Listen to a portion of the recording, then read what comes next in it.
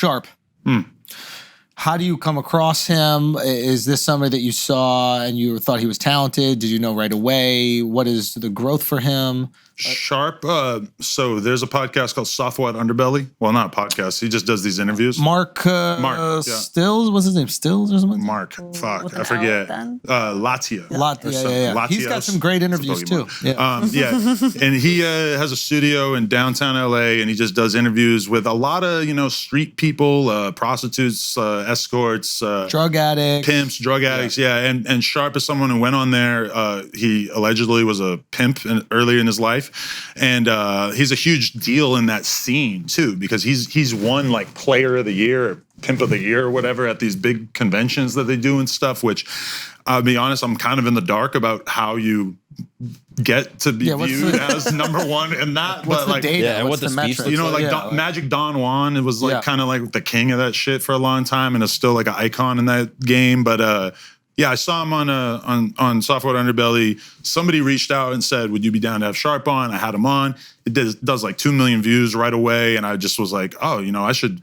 We already had like a couple different hosts, like AD and T-Rail on the channel, and I just figured, why don't I just try to get this guy to do episodes on my channel? Because the thing that came to mind immediately was like, I need to see this guy talking to women. Like, I just really want to know what the energy is going to be like, And that's what we did just from the start. And to be honest, he was a little aggressive early on. Like, he was really, really just kind of talking over him and just like barking on him. And I feel like he's gotten a shitload better on camera, where he's having like, real mature conversations with a lot of them. But then at the same time, I mean, he has a lot of triggers. Like, if you call him a bitch, oh my God, the girls keep calling him bitch. But in like a girl way of being like, bitch.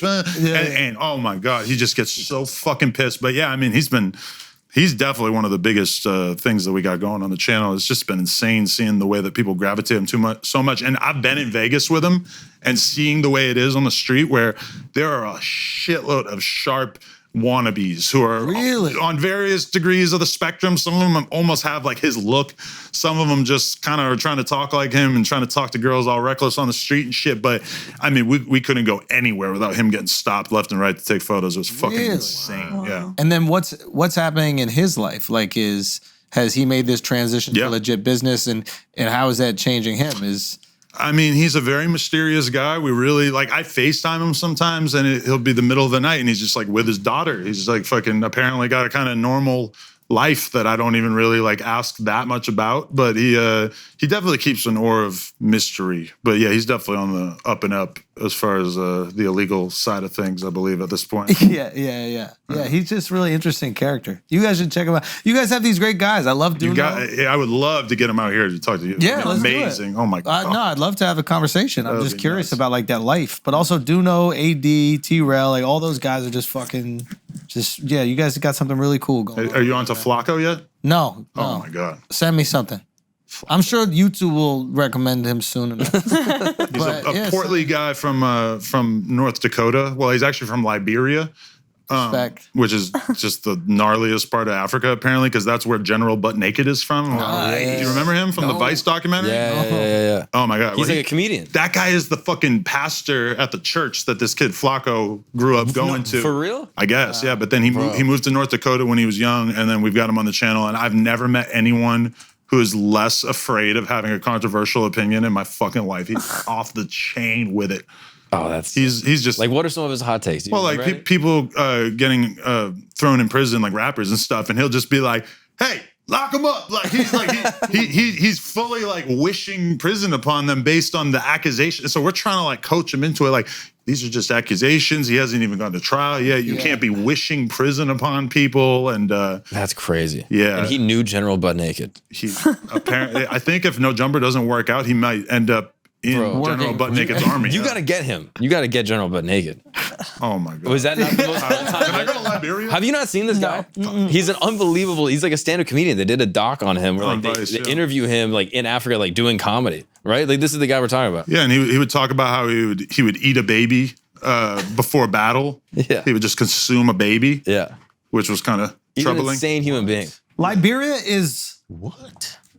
Yeah, it's Africa, but didn't like America play a role in the creation of Liberia? I don't know. Yes. But it was also like we did, right?